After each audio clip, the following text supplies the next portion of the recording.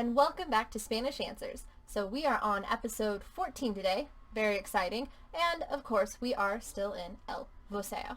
So hopefully you're not getting bored of this. I hope that you're really enjoying learning all about El Voseo and diving into it and how you use it. So today we're going to talk about how you can use it, not in present tense, but in other tenses. So we'll talk more about that further on in the episode, but for now, just want to say I finally got my summer cup, and I am super excited about it because it's very pretty. For those of you who are listening via podcast, it basically has a red butterfly and a red rose, and I am just pickled as punch. Pleased as punch. Ooh, sorry, got that messed up. Anyways, I am pleased as punch. I can't even remember what the phrase is that deals with pickles, but whatever. Anyways, let's go ahead and get started. Alright, so once again, let's do a quick recap. So we've covered what the Voseo is and the difference between tutear and vocear. So if you are curious about those, please go back to previous episodes. Same with talking about how we got El Voseo and how it traveled from Spain to Latin America and kind of morphed into what it is now. And then last episode, in episode 13, we talked about the present indicative, or how you use El Voseo and conjugate it properly in the present tense. And remember, there's a lot of differences across a lot of Latin America in how they conjugate El Voseo and how they use it. So I always recommend, not always, but I highly recommend, how about that? I highly recommend that whenever you're about to travel to a foreign country, you always research a bit about the language. So if you were to travel to Latin America, please research what the country's stance is on El Voseo, because you really want to avoid those awkward faux pas. Anyways, moving on. In today's episode, we're going to talk about the imperative conjugation, both in the positive and the negative. And we'll also talk about the past tense. So we'll talk about simple past tense and imperfect past tense. Now, if you have questions about how you use those two different forms of past tense, because in English, we really only have one. But if you are confused on these and you would like us to cover those, please send me an email with your request. I am hoping to eventually get to a few episodes where we do delve into when do you use the simple past tense and when do you use the imperfect. And lastly, we're also going to talk about pronouns, because that's extremely important to being able to talk or to use El Voseo in everyday speech. So let's go ahead and get started with the imperative conjugations, the positive tense. Now, you don't really talk about yourself. You don't really say a command directly to yourself, because when you do, you normally use you, right? So in Spanish, same thing. There's not really a conjugation for yo.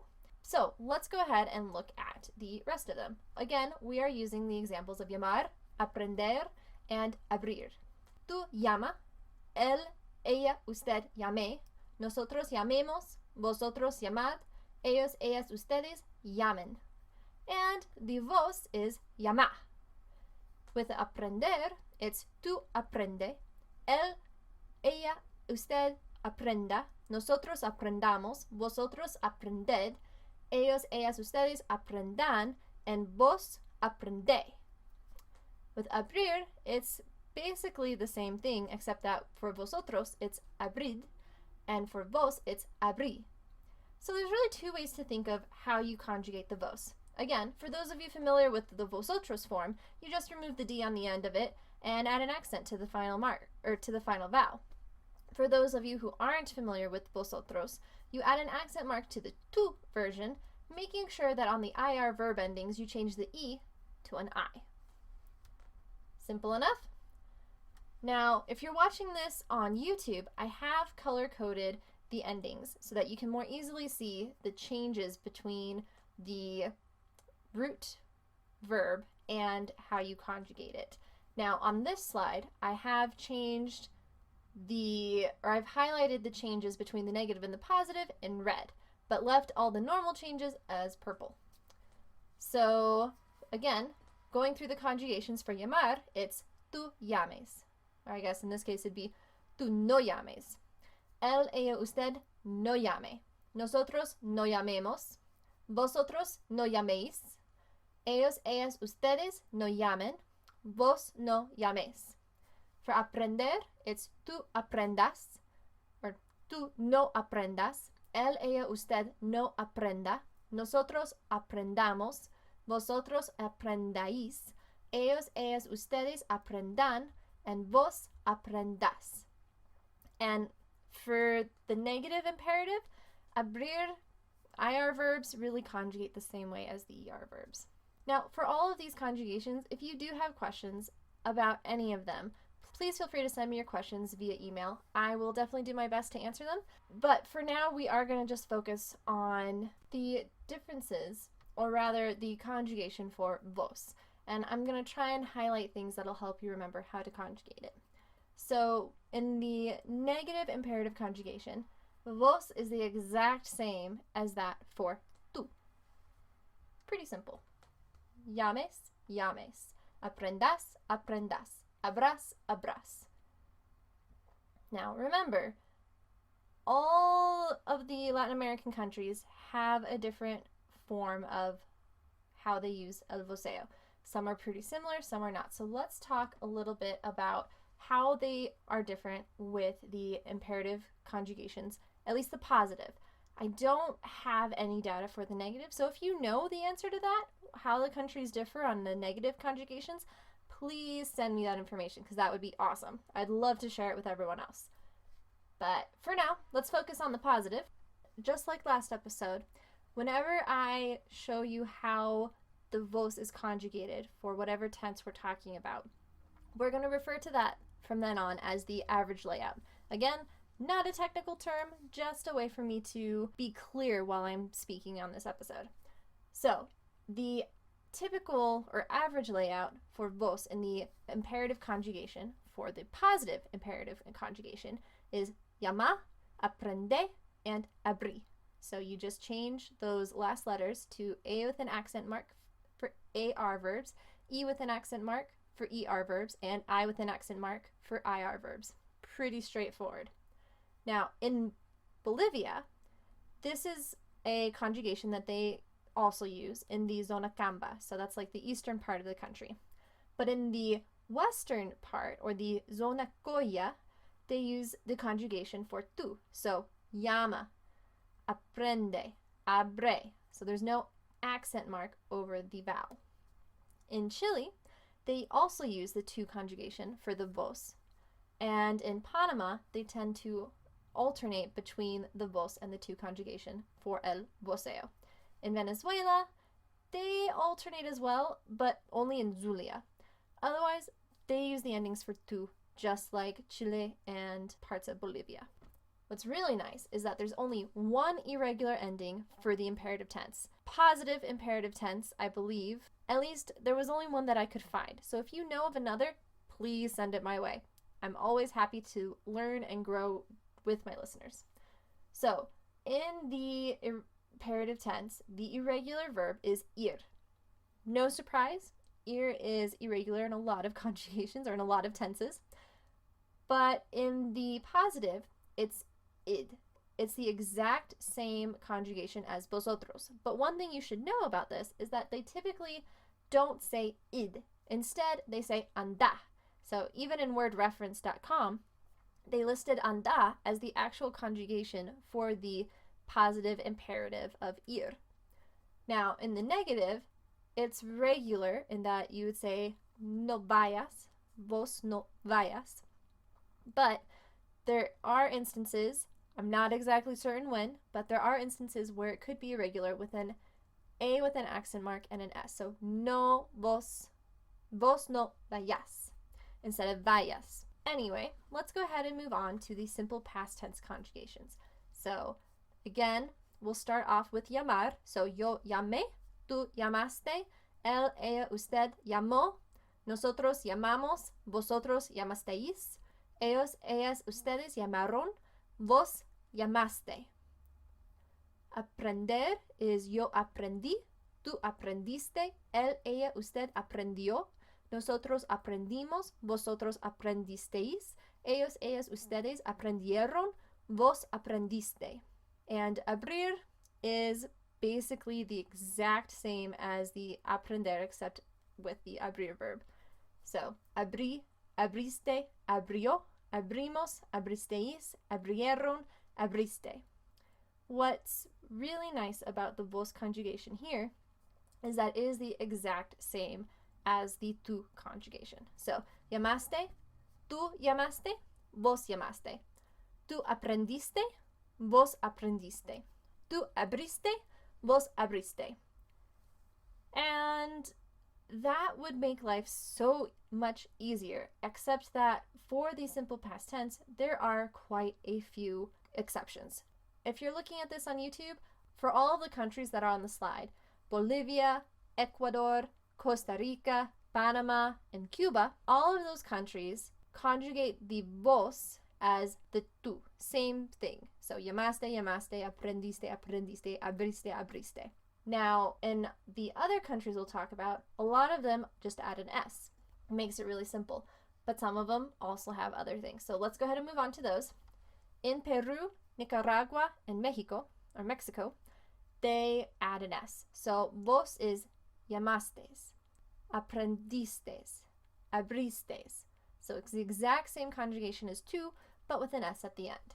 In Argentina, Paraguay, Uruguay, Chile, Guatemala, El Salvador, and Honduras, they alternate between using the tu conjugation and having that S ending.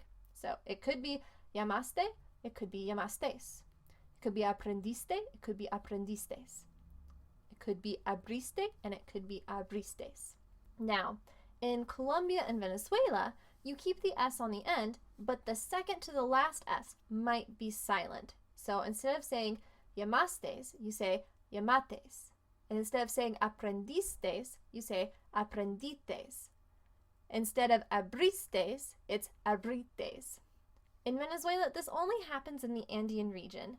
So it's llamastes, abristes, aprendistes. Those all happen in Zulia. In Colombia, well, the difference for them is that they might also use the tu form instead. So llamaste, aprendiste, abriste. But for both of those countries, you keep the S on the end, and sometimes you just might not pronounce the second to last S. And that's really it for the simple past tense. I guess you could say that it's actually all really, really similar. It's really just a few little differences that vary throughout all the Latin American countries. Thankfully, though, the imperfect tense conjugations are way easy. So, looking at them for llamar, it's yo llamaba, tú llamabas, él, ella, usted llamaba, nosotros llamábamos, vosotros llamabais, ellos, ellas, ustedes llamaban, vos llamabas. So, same as the tu conjugation. And it's the same with aprender and abrir. So you have yo aprendía, tú aprendías, él, ella, usted aprendía, nosotros aprendíamos, vosotros aprendíais, ellos, ellas, ustedes aprendían, vos aprendías. So, aprender and abrir, ER and IR verbs, are conjugated the exact same way in the imperfect. And as we've already mentioned, the vos conjugation is the exact same as the tu conjugation. So, the only exception to this rule is Chile. There, it's the same as the vosotros form, but the ending S is optional. So, it might be llamabais or llamabai, aprendíais or aprendíai, abríais or abríai. For the past tense, I really couldn't find any irregular conjugations for vos. So if you do know of some, again, please send them my way, but I struggled to find any examples of them. Lastly, let's talk about the pronouns. The major differences between tuteo and voseo are with the personal pronouns, so tú and vos, you and you, and the prepositional pronouns.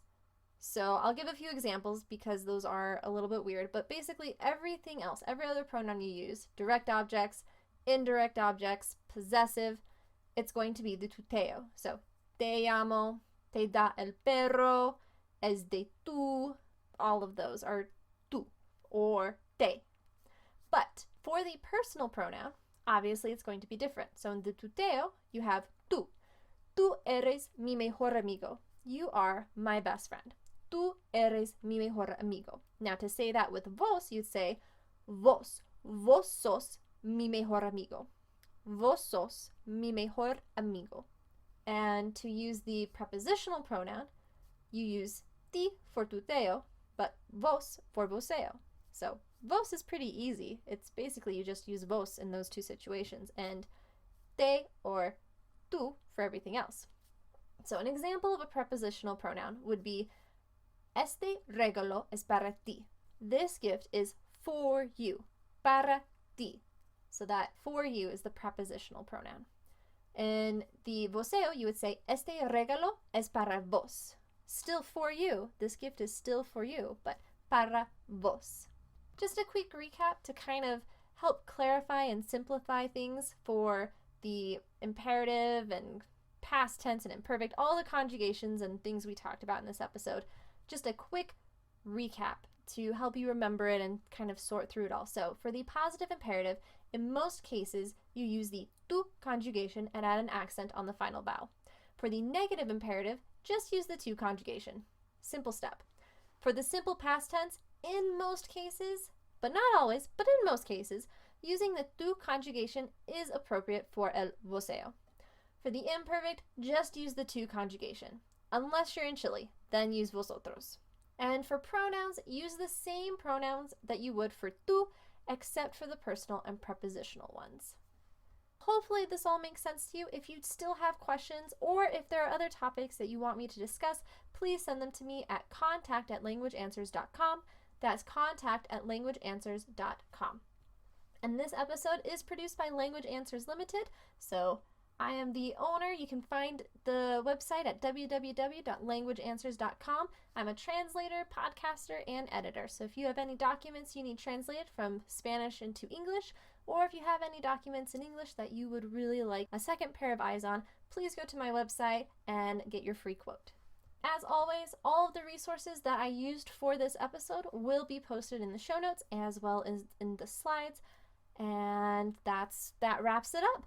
So thank you so much for listening. I really hope this is helping you. If you liked this episode, please click like or leave me a review on iTunes or Google Play. It definitely helps.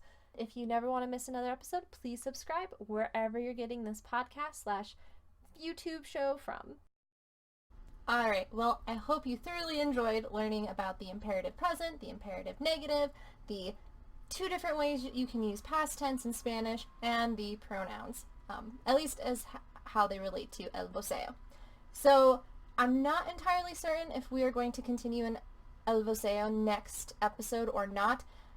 I would like to move on to other things, but at the same time, there's a part of me that would really like to complete el voseo, just completely, so that if you ever do go back and you're searching through the episodes, or maybe you're a new subscriber listening to this right now, and you want to discover everything about el voseo all at the same time.